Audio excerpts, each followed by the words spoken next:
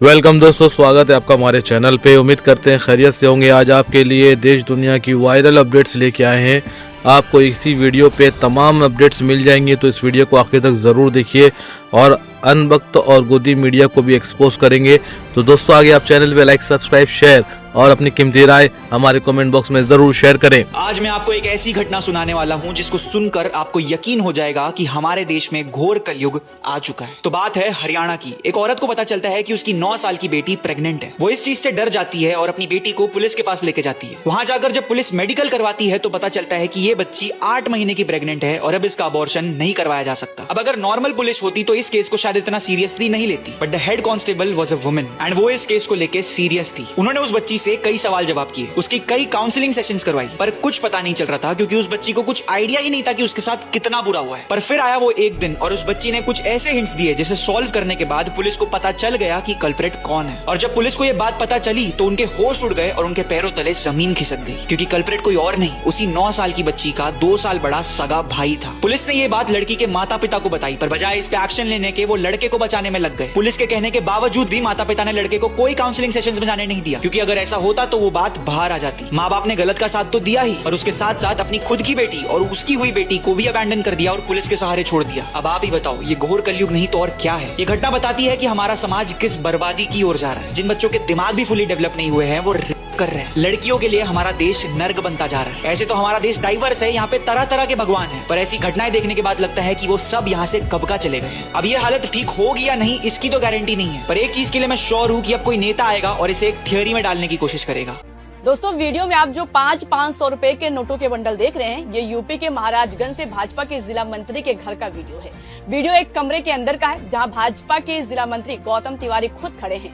कमरे के कोने में फर्श पर रेड कारपेट के ऊपर 500 रुपए के नोटों के बंडल रखे हुए हैं। भाजपा नेता खुद मोबाइल की फ्लैश लाइट जलाकर उसे देख रहे हैं। मंत्री जी, एकदम वीडियो बना डालेंगे, ठीक। हालांकि भाजपा नेता ने पैसा उनके होने की बात से साफ इनकार कर दिया है। उनका कहना है कि सब जादू टोने की देन है, कुछ तंत्र मंत्र करने वाले लोगों ने उन्हें जाल में फंसाया है। जमीन दिलाने के नाम पर उनसे 1.5 करोड़ रुपए ऐंठ लिए गए, वापस न लेना पड़े इसलिए नकली नोटों का वीडियो बनाकर ब्लैकमेल कर रहे हैं। दोस्तों, क्या आपको भी ऐसा लगता है वीडियो में दिखाए गए पैसे कागज के टुकड़े हैं? अब वीडियो वायरल होने के बाद सुप्रश्न सवाल पूछ रहे हैं कि चलो मान लिया नकली पैसे हैं, लेकिन एक बार तो जांच होनी चाहिए। विपक्ष के नेताओं पर एक्टिव रहने वाली ईडी को भाजपा के जिला मंत्री से पूछताछ करनी चाहिए। आखिर कब जांच होगी? क्या सरकार अपने नेताओं पर जांच बिठाएगी? ये सवाल खड़ा हो रहा है। या सारे नियम कानून विपक्ष के नेताओं के लिए है? आपकी पूरी सियासत, आपकी पूरी राजनीति यही थी कि साहब मैं हिंदुओं का मसीहा हूँ और मैं अब्दुल का इलाज करूंगा। यही 2 चीजें थी। आपकी सियासत में मुसलमानों का क्या स्थान है हम जानते हैं। हम आपकी उस सियासत से लड़ते हैं, लड़ते रहेंगे। मुसलमान कॉलेज में पढ़ लिख जाए तो कॉलेज को बंद करा देते। मुसलमान स्कूल खोल दे हिंदू बच्चों के लिए तो स्कूल बंद हो जाएगा। मुसलमान सड़क पर निकलेगा तो उसकी दाढ़ी खींचेंगे, उसकी टोपी खींचेंगे, उस पर टिप्पणियां करेंगे, उसकी लिंचिंग हो जाएगी। अभी ओडिशा में हुई, उससे पहले पहलू खान, अखलाक खान, जुनैद, कई ऐसे उदाहरण। मुसलमान थक हार के मदरसा चला जाता रहे, तो मदरसा छाप है। हमें मालूम है आपकी क्या राजनीति है मुसलमान, लेकिन जिस थाली में आप बैठते हैं उसमें छेद करते हैं, ये वीडियो दिखा रहा है। 12 साल से इस सत्ता में है और जिनकी मेहरबानी से सत्ता में बैठे हैं उनके साथ क्या कर रहे हैं ये आपके सामने। ये न काम के हैं न राम के हैं, ये किसी के नहीं। ये सिर्फ सत्ता और धन, ये 2 चीजें हैं इनकी। इसके आगे कोई धर्म नहीं है, कोई आस्था नहीं है। भारत और एशिया में सबसे अमीर दूसरे नंबर के आदमी होने के बावजूद अडानी जी भारत में सबसे ज्यादा टैक्स देने वाली टॉप 10 कंपनियों में शामिल नहीं है। अडानी की एक भी कंपनी भारत के टॉप 10 कॉर्पोरेट टैक्स पेयर में नहीं आती है, लेकिन अडानी भारत के सबसे अमीर 2 लोगों में आते हैं। पहले नंबर पर रिलायंस इंडस्ट्रीज आती है। रिलायंस ने भारत को 2023-24 में 25,707 करोड़ रुपए दिया। टाटा ने 15,898 दिया। एचडीएफसी बैंक ने 15,350 दिया। लेकिन इस पूरी लिस्ट में अडानी की कंपनी कहीं नहीं आती।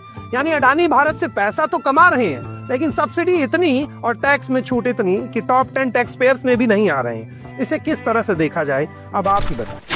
खबरें तो चलाई जा रही हैं कि बीएमसी चुनावों में बीजेपी ने कमाल कर दिया है, लेकिन असल में कमाल भाजपा ने नहीं बल्कि ओवैसी की पार्टी AIMIM ने करके दिखाया है। पहले तो ओवैसी ने अखिलेश और राज ठाकरे को झटका देते हुए 125 सीटें जीती और अब ओवैसी के 8 पार्षद बहुमत पलटने की फिराक में है। खेल समझिए, बीजेपी को बहुमत के लिए 25 तो वहीं उद्धव ठाकरे को बहुमत हासिल करने के लिए 8 पार्षद चाहिए। सीटों के गणित के हिसाब से उद्धव ठाकरे और राज ठाकरे की कुल सीटें 71 हैं। इसके अलावा एनसीपी शरद पवार की 1 सीट और इसमें कांग्रेस की 24 सीटें जोड़ने के बाद एआईएमआईएम की 8 सीटें बड़ा कमाल कर सकती हैं। आपको बता दें कि उद्धव ठाकरे के पास कुल मिलाकर 106 पार्षद हो जाएंगे। फिलहाल उद्धव के पास बहुमत में केवल 8 सीटें अभी भी कम हैं, लेकिन संजय राउत ने तो दावा कर दिया है कि तख्ता पलट हो सकता है, क्योंकि शिंदे के भी कई पार्षद उद्धव के संपर्क में हैं। ईरान की बैलिस्टिक और हाइपरसोनिक मिसाइलें जब एक साथ सैलाब की तरह आती हैं, तो कोई भी सिस्टम उन्हें पूरी तरह नहीं रोक पाता। इजराइल के एरो 3 और अमेरिका के थर्ड सिस्टम के लिए भी मैक 15 की रफ्तार वाली मिसाइलों को रोक पाना एक बड़ी चुनौती है। इस बीच ईरान ने अपनी मिसाइल ताकत को और मजबूत करने की कोशिश भी शुरू कर दी है। दरअसल ईरान ने आईसीबीएम यानी इंटरकॉन्टिनेंटल बैलिस्टिक मिसाइल को टेस्ट करके ट्रंप को चौंका दिया है। इस मिसाइल की रेंज 10,000 किलोमीटर से भी ज्यादा बताई जा रही है, यानी इस मिसाइल की पहुंच अमेरिका के वॉशिंगटन डीसी और न्यूयॉर्क जैसे शहरों तक है। इसके अलावा अब सभी यूरोपीय देश भी ईरान की इन मिसाइलों की जद में आ जाएंगे। फिलहाल अमेरिका के सामने ईरान की मिसाइल फोर्स का तोड़ निकालने की चुनौती सबसे बड़ी है। हम ऐसा इसलिए कह रहे हैं क्योंकि इन मिसाइलों को इतनी कड़ी सुरक्षा में रखा गया है, जहां तक पहुंचना अमेरिकी सेना के लिए भी आसान नहीं दिखाई देता। गाड़ी और मैंने मंगाई है, शांत रहना। 16 तारीख की रात की बात है। धुंध बहुत ज्यादा थी। धुंध के कारण गाड़ी सीधा मोड़ से सीधा मुड़ने की जगह वो सीधे दागे नाले में। दागने के बाद लड़के ने अपने पिताजी के पास भी कॉल की कि पापा मैं नाले में गिर चुका हूँ, मुझे नहीं पता मैं कहूँ, लेकिन मुझे बचा लो आके। पिताजी आए थे, फिर पिताजी ना के पुलिस वगैरह पे कॉल की, पुलिस भी टाइम पे आ गई थी। ठीक है जी, पुलिस के 20 मिनट बाद ही फायर ब्रिगेड वाले आ गए थे, जो कि उनके पास सुविधा थी, सारी बचाने की सुविधा थी। लड़का सच्चाई बताऊं, फायर ब्रिगेड वालों ने ही डुबाया है। 100% लड़का की मौत का कारण सरकारी महकमा है, जो सच्चाई बताऊं। फायर ब्रिगेड वाले चाहते तो लड़के को बचा सकते थे। क्यों? लड़का उस टाइम 20 से 25 कदम की दूरी पे गाड़ी पे खड़ा होकर ये बोला था, भाई ये रहा मैं टॉर्च दिखा रहा हूँ आपके, प्लीज मुझे बचा लो। लेकिन लड़के को कोई बचाने अंदर नहीं गया। बोले थे ये बेसमेंट है, इसमें सरिया है, हमारे सरिया लग जाएंगे। लेकिन आदमी मरते ही यहाँ बैरिकेड लगा। भेंट लेने के बाद यहाँ पे बैरिकेड लगे। क्या उस दिन ट्रक 3 दिन लटका रहा था? क्या जब नहीं सोचते थे कि कोई और घटना हो सकती है? सिविक सेंस आखिर वो क्या होता है? क्या वो ये है या फिर ये?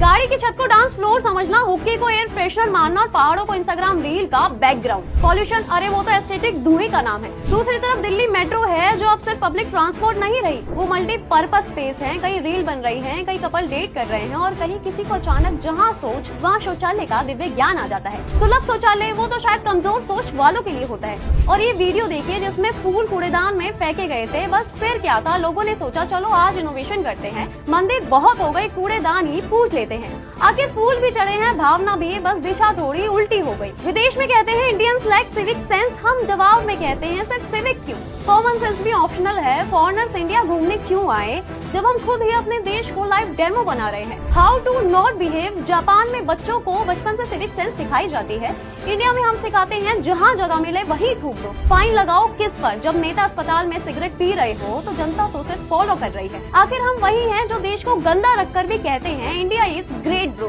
कमेंट में अपनी राय जरूर दीजिए। और जब यूपी में मरीजों के बेड पर कुत्ते आराम फरमाएंगे तो भाई मरीजों को बेड कहां से मिलेंगे? देख लीजिए दोस्तों, यूपी के गोंडा के जिला अस्पताल का ये वीडियो है। मरीजों के बेड पर कुत्ते आराम फरमा रहे हैं। कई गंभीर मरीज घायल अवस्था में वार्ड में भर्ती हैं। इन्हीं मरीजों के बगल में खाली पड़े बेड पर एक नहीं बल्कि 3 कुत्ते आराम फरमा रहे हैं। इस घटना ने मेडिकल कॉलेज प्रशासन और योगी सरकार के हेल्थ सिस्टम को कटघरे में खड़ा कर दिया है। हालांकि ऑर्थो वार्ड की स्टाफ और नर्स इंचार्ज, 2 ड्यूटी नर्स और एक वार्ड बॉय को सस्पेंड कर दिया गया है। लेकिन सवाल उठ रहा है कि आखिर ऐसी लापरवाही क्यों हो रही है?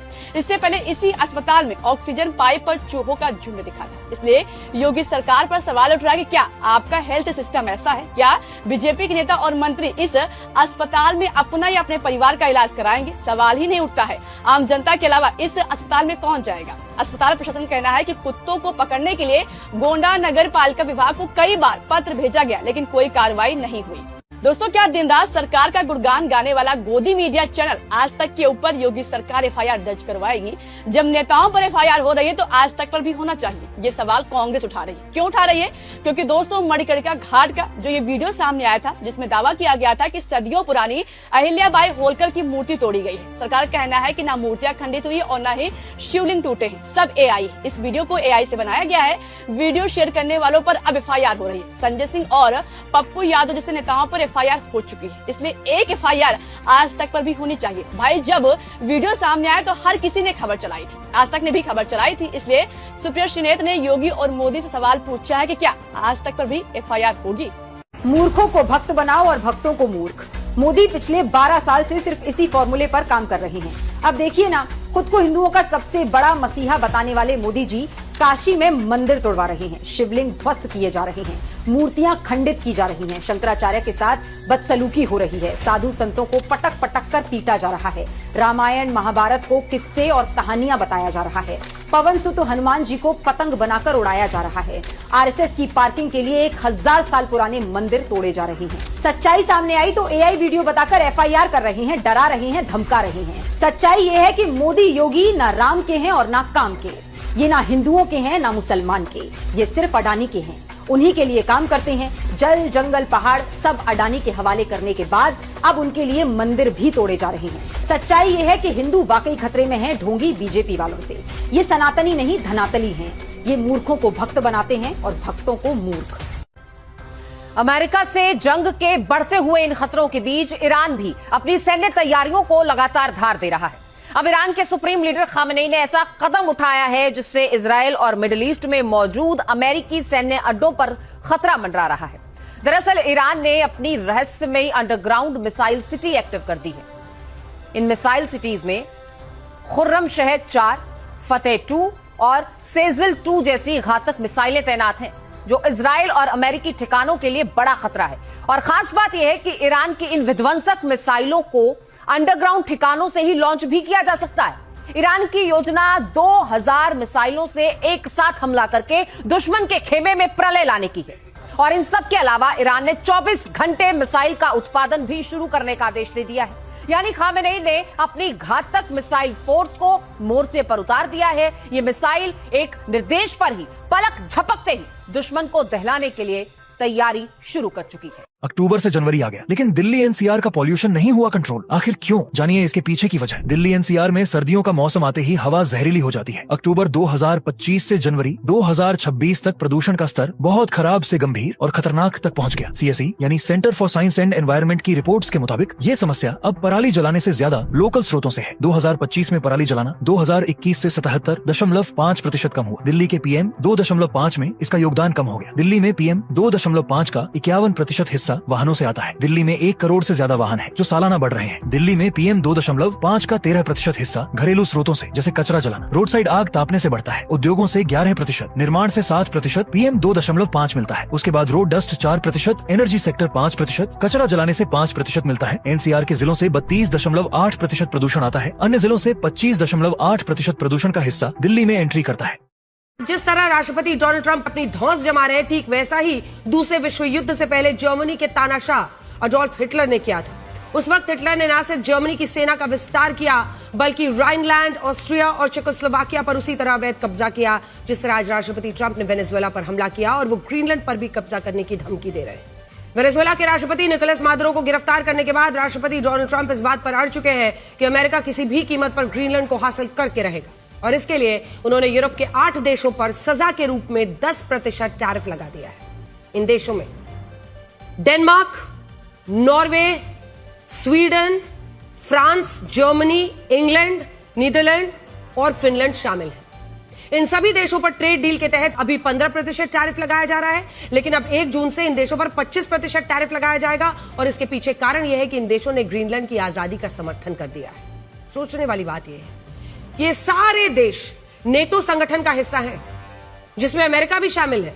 और नेटो का अनुच्छेद 5 कहता है कि अगर उसके एक सदस्य पर हमला होता है तो इसे सभी सदस्यों पर हमला माना जाएगा। लेकिन यहां तो इस मामले में गंगा जी उल्टी बह रही है। पुलिस प्रशासन ने हमको रोका और रोकने के बाद उन्होंने हमारे लोगों को घसीट घसीट के अपने कैंप में ले जाकर के मारना शुरू किया। उसके बाद हमको बाहर रोके रहे और हमको कहते थे कि आप नीचे उतरो। अब बताइए शंकराचार्य को ये लोग आदेश करेंगे कि तुम पालकी से नीचे उतर जाओ? जो बड़े बड़े अधिकारी थे वो हमारे कर्मचारियों को, सन्यासियों को मार रहे थे। खुद हमने अपनी आंख से देखा है। ये सब जो हो रहा है ये हमारे किसी कानून के उल्लंघन से या अव्यवस्था से नहीं हो रहा है। ये हमने जो कुंभ में सच कह दिया था कि आदित्यनाथ भगदड़ का जिम्मेदार है और मौतों का जिम्मेदार है, उसका परिणाम है। या तो वहाँ से सूचना आई होगी कि इनको अपमानित करो, और या तो यहाँ के अफसर उनको खुश करने के लिए हमको अपमानित कर रहे होंगे। इसके पीछे मामला ये है। और अगर ये नहीं हो सकता तो दूसरा मामला ये है कि हम गौ रक्षा की बात उठा रहे हैं। ये राजनीतिक पार्टियां गाय की हत्या बंद नहीं करना चाहती, तो ये चाहती हैं कि हमारी आवाज दबा दिया जाए। और आज इनका योजना थी, जैसा कि हमारे लोग बता रहे हैं, ये हमको पहले पालकी से नीचे उतारते, उसके बाद भगदड़ कराते, क्योंकि इनके बहुत सारे पुलिस वाले सादी वर्दी में इकट्ठा हो चुके थे, सैकड़ों दिख रहा था। उनके पिस्टल से पता चलता है कि पुलिस वाले, तो ये वहाँ पर भगदड़ कराते, हमको मार डालते और एक आध दो को और मारते और कहते भगदड़ में हो गया, शंकराचार्य की गलती है।